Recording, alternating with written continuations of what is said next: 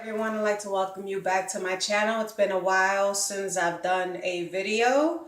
I am now in my room, as you can tell. Not a lot to see at the moment because, well, this is a recent move and we're still getting our things intact. But, back to the subject, let's do what we came to do.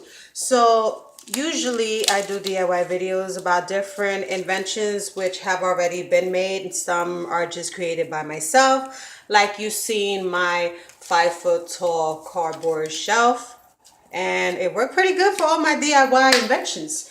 Now I'm creating two of the three shelves. It's 3 feet, 3 feet tall, 2 feet wide, or a feet and a half wide. And they're actually being done right now, paper mache status. I put the paper first. I'm doing the regular paper, water, and glue stuff. And then I'm doing the actual paper mache roll that I have, just to give it an extra sturdiness so it gets really tough. And once I'm done with that, I will definitely make a video showing you, and I will show you the final product. But for today, I'm giving you tips. Usually materials for teaching cost a lot of money, and we as the staff are the ones that usually supply the materials that we need. Excuse me, I need a drink of water.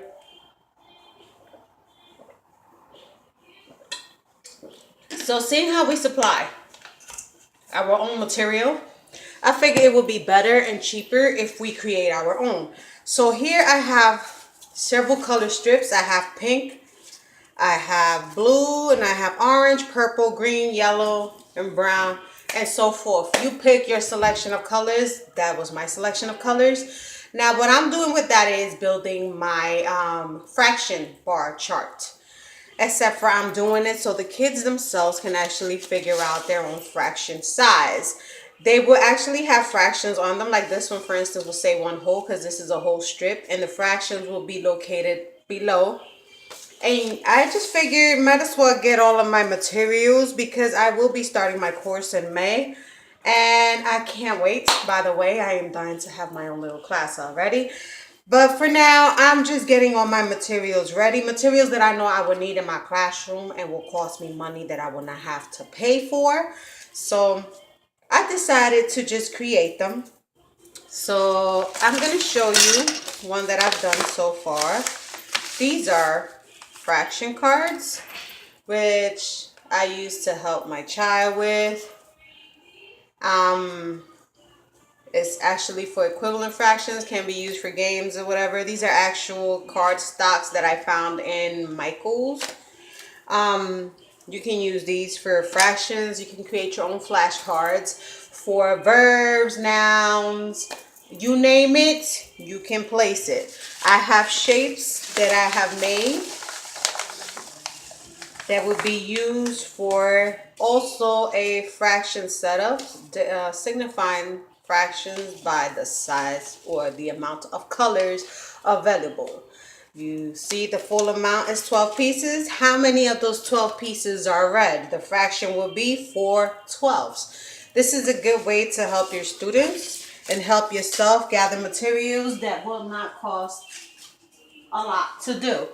Now, for instance, these are already laminated, as you can tell. Each piece has edges surrounding. Lamination went through really, really beautiful.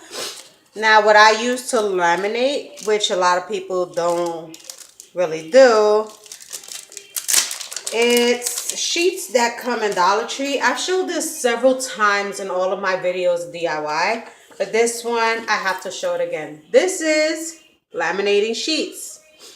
5 of them. They actually come this size. And it's 5 in each pack, and the pack only costs $1. And guess what? With 2 of them alone, I got to laminate 12 pieces of shapes. So it's all useful. It's all, economy based for all those that do like to do things like this. I consider it very relieving, not just because material is already done, but because you don't have to go through the hassle of having to look for the materials, purchase the materials, and have enough materials for all your students. Majority of the times, the packages that are sold, you have to buy triple or quadruple just to make the amount for your class. Now, I did those by measuring cutting, and actually looking for fun math games and designs to help the students. So I made my first ones.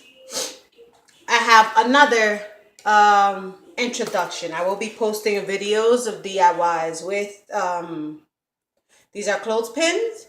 I'm going to show you all the different DIYs that we can do with these, including texture, style, new designs. You want it, you play it, you get it. It's your decision, your idea, you put it together, you make it happen.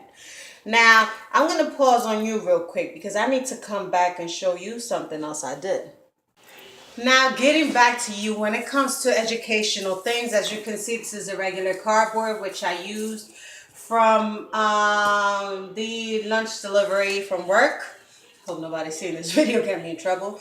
But this is a cardboard that people throw away. And I just basically took it and made my own little mood chart for my child.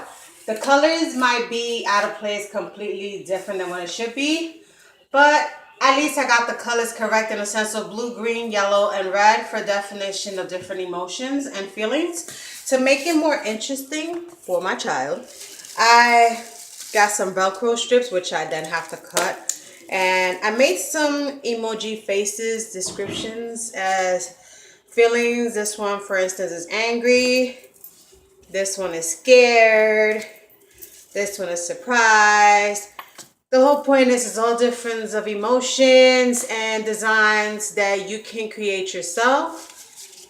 I made the circle with the surrounding cover of my Voss water, and it's a good cheap way, and it's actually better than what it is to buy it, because the paper I already had, which if you don't have, you can gather in the dollar store, the full construction paper pack. And you can make all your inventions with it. As long as you laminate these, it'll last you a lifetime. But as you can see, I have my mood chart ready for my son. I will do the same for myself for my classroom.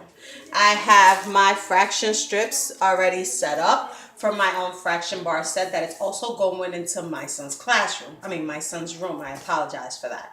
See, there's a lot of materials that teachers do in the schools that allows our students to gather more information or actually use it in their everyday life. For instance, when it comes to emotions, kids don't just have problems in the schools, they also have problems in the house or in the streets, things that parents are or are not aware of. So this is a good way to define how the child is feeling all day long, what triggers it, what got them to that stage, and so forth on. So make sure that when you do DIYs, you try to make it more educational as for just entertainment, because remember, we do have people that watch our videos. Thank God for that, and all those that are interested. But please, I will be posting a lot of educational videos as well, giving you tips and ideas on what to make for your next video. Now, if anything, I will get back to you on some other educational DIYs and instruct you on how to do things. For now, take care. Have a great day. Peace.